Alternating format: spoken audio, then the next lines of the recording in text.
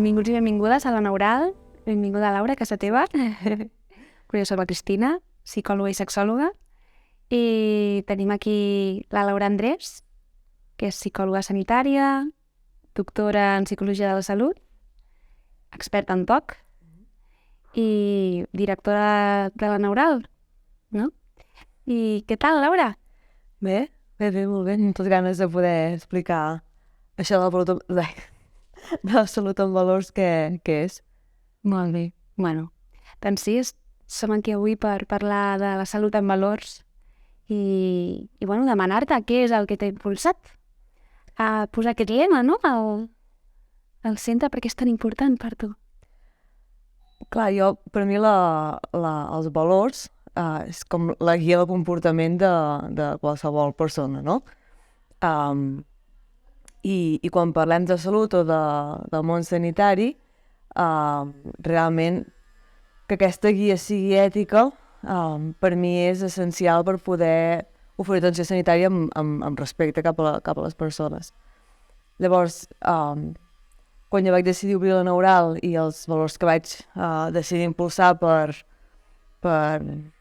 construir l'aglutinament, per construir el centre al voltant d'això, són els que jo considero que són els més ètics i els més necessaris de cara a l'atenció sanitària. Molt bé. I quins són aquests valors? El principal, per mi, és el respecte.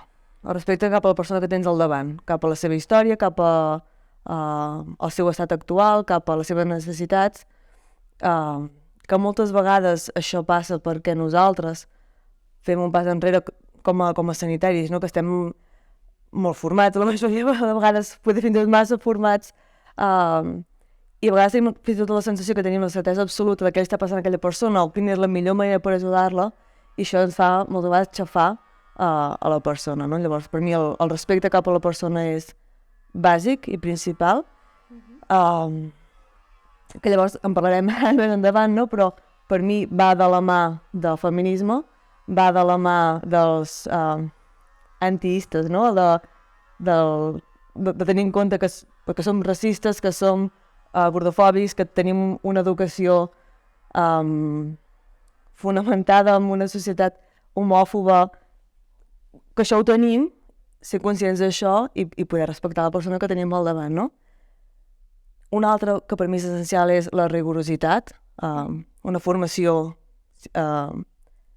en les ciències de la salut és bàsica per poder treballar en sanitat, i una constant actualització, no? Perquè la ciència cada dia evoluciona, el que ahir era certesa avui es posa en dubte i al contrari.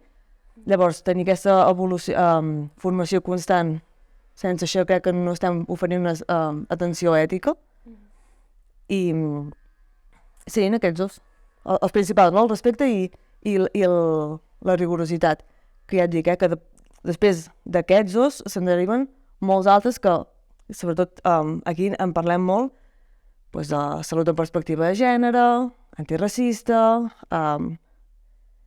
no crec que hi ha una paraula com a tal, no? Però com de tolerància, és que tolerància em costa molt, per la tolerància però de donar benvinguda o de reconèixer altres realitats en l'esfera afectiva sexual que no són la nostra o l'estàndard. No sé, m'estic una mica de tema, però crec que va per aquí. Acollir la diversitat. Sí, ser conscients que existeix, no? Molt, molt, molt interessant. Aquests valors que són fonamentals al final, no? Que estem treballant amb persones, cadascuna amb la seva biografia. Que diem, no? Que no hi ha dues persones iguals, que això és una cosa que es diu molt, però que a l'hora de la veritat treballar com a sanitari, per tenir un compte de veritat és molt difícil, perquè tot i que, i més des de la medicina en la que ens hem format a les universitats, en què els estudis es fan a Occident, amb homes, de classe mitjana, que la ciència té moltes limitacions i que però hem de ser conscients, no? Perquè quan llavors ens ve, nosaltres com a psicòlogues, però en qualsevol àmbit de la salut, una persona que no entra dins això que s'ha estudiat i intentem encalçar-li els diagnòstics, els tractaments i del que diu la ciència. Clar que ho hem de saber, ho hem de tenir en compte, però s'ha de poder adaptar, no? Sempre poso l'exemple aquest de... un altre dels viatges aquests que deia abans, no? Dins la gordofòbia. No, és que si no perds pes no et puc intervenir. Vale, d'acord. O sigui, segur que això és cert. En molts casos, no en tots. Però pretendre que algú, depèn de quines circumstàncies, faci dieta, doncs poder és impossible. O poder va més enllà de fer dieta, o poder... No, la casuística d'aquella persona en concret no és la de l'estàndard del llibre que t'has estudiat a la facultat de Medicina o de Nutrició o de Psicologia, la que sigui, i les seves solucions no li estan donant una solució, l'estan culpabilitzant, no? Llavors, és que ho hem de tenir molt present. Molt, crec, encertat, no?, aquest exemple, per poder valorar cadascun dins la seva realitat, no?, i poder apropar-nos com a professionals a les diferents realitats. Molt bé. Però, bueno, sona que estàs una mica barrejant potser política, no?, i salut. Però és que són inseparables. O sigui, a tots els nivells. La política fa política amb la salut, no? Qualsevol dels polítics que podem veure per la tele, la salut sempre forma part de campanyes electorals, sempre forma part de la part com més demagògica, no? Els pressupostos que reben la sanitat pública és política. Si en reben o no, a quines... com es diu? Sí, quina part de la sanitat rep un pressupost o un altre és política. El tancament de la casa de parts de Martorell és política i alhora és salut. És una atenció sanitària digna de qualitat per totes igual, no? L'accés a la salut és política. Que les dones del Pirineu de Lleida puguin avortar de manera gratuïta és política, no? Tenir el dret o no de pagar-te, no? Tenir el dret d'anar a una sanitat oberta de la pagar tu és política. Llavors, per mi són inseparables. Que moltes vegades això pot generar malestar o que la persona que potser no està molt ficada en el món de la salut o si vols, el feminisme, li pot sonar com molt raro, segur, però per poc que t'hi posis, veus que els estudis es facin en homes i no en dones, i llavors això s'extrapoli, no deixa de ser política. Que la majoria d'estudis fets, aquest és un exemple que sortia al documental aquest de 30 minuts que van fer l'any passat, que es deia Dona, vostè no té res. La majoria d'estudis fets en dermatologia són en pell blanca d'homes caucàsics. No sé, sí, d'acord, però no són la majoria. No podem extrapolar característiques. Què passa? Que llavors dermatòlegs no coneixen la característica de pells de negres o de gent asiàtica, no? El mateix passa amb la salut amb homes i dones. Si tu agafes com a referent un home i ho intentes extrapolar a una dona, és que no és extrapolable. Hi ha coses que sí, moltes no. O en el món emocional, no? Si tu descrius des de la normalitat què és una persona sana, tenint en compte les característiques d'una burgesia de fa 2 segles, no? En què lo normal era una cosa. I això segueix a dia d'avui així. Sí, totes tenim trastorns de depressió, totes tenim ansietat i totes tenim trastorns d'adaptació, no? Però és que poder lo normal d'aquella societat i d'aquell moment, d'aquell grup de gent, no és lo normal per tothom. No? Llavors, ara m'estic anant una mica en la pregunta que m'has fet, però acabem posant etiquetes diagnòstiques o fent com a patològiques coses que el problema no és de la persona, segurament, el problema és de l'entorn i del que es considera que és normal o del que s'exigeix que s'hauria de fer algú en una situació en què no tens capacitats per fer-ho. Ahir, o abans d'ahir, parlàvem amb una companya, no? Que és llevadora. Ara em toca molt de prop perquè la veia embarassada, m'hi trobo molt. canvia molt el cos, canvia molt la ment, canvia molt les teves capacitats. I pretendre que socialment és el que hi ha. Reaccionar igual, funcionar igual, produir igual. Com si no estiguessis gestant una vida. És que és impossible. Llavors, segurament, em sembla que fessin ara el manual diagnòstic de salut mental compliria més d'un criteri perquè tinc el cap que se me'n va cada 2 per 3, perquè emocionalment estic molt hàbil, no? Coses que són normals en la meva situació, però que si tu agafes el manual diagnòstic doncs no són normals. I aquí, doncs, salta a la vista, no? I més amb els mesos que estic ara. Però si això no ho tens en compte en situacions que no salten a la vista, estàs diagnosticant coses que no són. Que poder el problema no és un trastorn depressiu de llarga durada. El problema potser és que hi ha abusos a casa. I s'ha de tractar això, no l'altre, no? I tant. Està part de l'entorn, no? Sí. Molt d'acord, Laura. Molt valuós tot el que estàs dient. Gràcies. I com podries traduir tota aquesta part més abstracta i filosòfica a la pràctica sanitària? Jo crec que el primer que hem de fer tots els sanitaris és ser conscients de les nostres limitacions. Perquè jo mateixa estic fent aquest discurs que, molt maco, que tu vulguis, però jo he estat criada en una cultura racista, masclista, gordofòbica. Jo mateixa he patit i m'he dit a mi mateixa un munt de discursos completament irreals i irracionals masclistes sobre el meu cos, sobre la meva manera de funcionar. I això que jo sento molt i no? En són víctimes. Llavors, ser conscients de que això hi és. Ser conscient de que tota la nostra educació, tant com a persones com a sanitaris, té aquests biaixos. Intentar, en la mesura que cadascú sigui possible i amb respecte també cap a nosaltres, anar-los salvant. Que ens n'adonem, ostres, siguem humils. Mira, ho sento, me n'he adonat que t'estava traient això, o que això no me n'havia adonat. I dir-li al pacient, m'he equivocat. Trencar barreres, no? Clar, la barrera aquesta de la bata blanca que em té negra, no? Baixar-nos del pedestal, reconèixer errors, oferir realment el que sabem que pot funcionar, malgrat no sigui que nosaltres creiem que sigui el millor, perquè poder per aquella persona sí que ho és, no? O poder, si jo li dic, mira, el millor per tu és tal tractament, i jo no t'ho puc oferir, doncs aquesta persona marxarà. Però és que està aquí perquè l'ajudis, no perquè tu paguis diners, no? Llavors, ser conscients de que tenim aquestes limitacions, intentar-les anar salvant, intentar-nos formar, estar oberts a la crítica, constructiva si pot ser, però estar oberts a la crítica i ser directes i transparents amb els pacients i, bueno, amb els pacients, amb les persones que tenim al davant. Jo crec que aquesta és la manera més realista a dia d'avui de poder actuar en això. Juntament amb el que he dit abans, la formació constant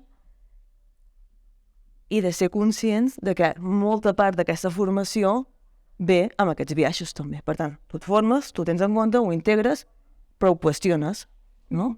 Vale, aquest nou diagnòstic, la perspectiva de gènere hi és? Sí, no, de quina manera? La gordofòbia, el racisme, totes aquestes parts que formen part de la nostra educació i de la nostra cultura hi són, intentar-ho, bueno, gestionar, no? I llavors també ser conscients del que deia abans de limitacions, però personals ja. No podem abarcar-ho tot. Jo soc conscient que hi ha certs perfils de persones que jo no podré ajudar pels meus prejudicis, no? No sé, jo com a mare a un abusador de nens no el podré ajudar, doncs no pretendre-ho, no? I en aquest cas derivar-lo, no prejutjar, que em ve una persona que pel manual tu ja diries, aquesta segur que té? Bueno, espera, frena. Valora-ho. Mira si realment aquesta persona té això o no. I si realment ho té i tu no, doncs deriva. Com no tenir por a perdre pacients i tenir la persona al centre de l'atenció, que per això estem aquí. I tant, per ajudar les persones. I tant, molt bé. Gràcies, Laura. I, bueno, volia demanar un testimoni, per exemple, el teu, però seria molt interessant. Sí, en aquest cas, com que aquest és el primer vídeo que traiem, jo he decidit fer trampa i el primer testimoni posar-me a mi com a primera persona, no? Jo, per sort, mai he tingut problemes de salut així greus, llavors mai havia sigut usuària del sistema de salut, no? Havia treballat com a psicòloga en pràctiques primer, després com a psicòloga, des de la recerca, des de la clínica, fins que tot estava la meva primera filla, no? I llavors em venen com a bufetades tots aquests biaixos, tots no mentida, perquè per sort em vaig poder pagar les visites que vaig necessitar, perquè, bueno, sí que tinc la meva mare mexicana, però com m'han dit més d'una vegada, però si no se'n nota, per tant aquesta part tampoc la pot treure, però soc dona, tinc sobrepès, i això ja n'hi ha prou, no? Llavors començo a ser infantilitzada, començo a rebre missatges culpabilitzadors sobre el pes, sobre decisions que jo prenia que anaven d'acord amb mi, la meva persona, que eren perfectament sanes i segures, i com a professional sanitari eren informades, doncs em qüestionaven des del menyspreu, i tot això que hi és, no dic que sigui a tot el sistema públic, però hi és, i em començo a sentir maltractada, no? Començo a sentir com se'm qüestiona això, s'ha de fer prou per perdre pes. Sobraran 3-4 quilos, no? Penso, ostres, si m'hi qüestiona si estic fent prou per perdre pes, quantes dones no se'ls ha realment matxacat, que llavors, mira, són aquí tant les cervives com l'Anna Crespi en parlen, pel tema del pes, per decisions sobre criança dels seus fills, quanta pressió no hi ha per ser la mare perfecta, la treballadora perfecta, no sé. Clar, viure això en primera persona, per mi va ser fer un salt tan heavy de dir coses que ja sabia, no? Que per mi eren importants, per mi com a persona, com ho són d'importants pel que el professional sanitari ho faci, no? Jo, clar, quan em va demanar l'alimentació, dic, és que és aquest, és que he de parlar de mi en aquest cas, de mi com a usuària, no? Que em diguin que clar que tens mal de cadera, si vas pedir sense epidural, què t'esperaves? Això ho fan els monos. Disculpi, senyor. I no estem parlant d'un home... No, clar, és que no s'ha actualitzat, no. No tenia pas més de 40 anys, no? El metge que m'ho va dir. Coses d'aquestes que dius, hòstia, és que fan falta aquests valors, que dèiem al principi, és que és la guia del comportament. I han de ser, per mi, el respecte cap a la persona ha de ser-hi. Si no... Una vivència. Sí, és intens. La maternitat i ser dona en el sistema públic és intens. No només has sigut mare i estàs a punt de tornar a repetir l'experiència, sinó que també has pogut ser mare d'aquest projecte, no? Gràcies a aquesta vivència en part, Sí. d'agafar aquestes coses que has dit, això falla, això no, això sí, no?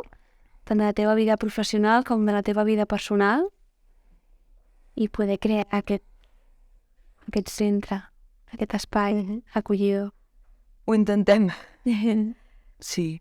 Però una mica que a vegades em fa por caure en com dir-ho, en afirmar que aquí ho fem així sempre. Totes les 15 persones que estan treballant a dia d'avui aquí, és el que deia abans, no? Ho tenim a dintre. I segur que en algun moment haurem tractat malament algun pacient, malament, sense mala intenció, però jo crec que cap ho fa amb mala intenció, ens hem saltat alguns d'aquests valors, però és que ho hem d'intentar, perquè ens ho mereixem, com a persones que es tractin bé i amb respecte. I tant, com a base. Com a mínim la intenció. A la pràctica es fa que es fonda també, però sí. Deies, no?, que totes venim del mateix sistema educatiu, no?, informació al final. Sí, molt bé. Doncs, què ens recomanaries? Tens alguna recomanació que fer-nos? Sí, aquests llibres que són aquí per mi són els dos primers molt basats en la maternitat, crec que per raons evidents del meu estat actual. Un és Sortida mare de l'Anna Crespi,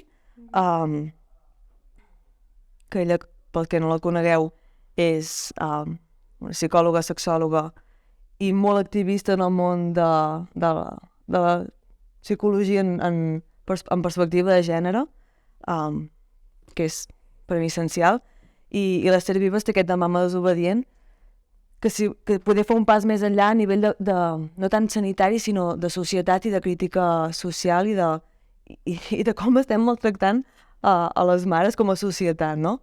Aquests dos per mi són com de capçalera.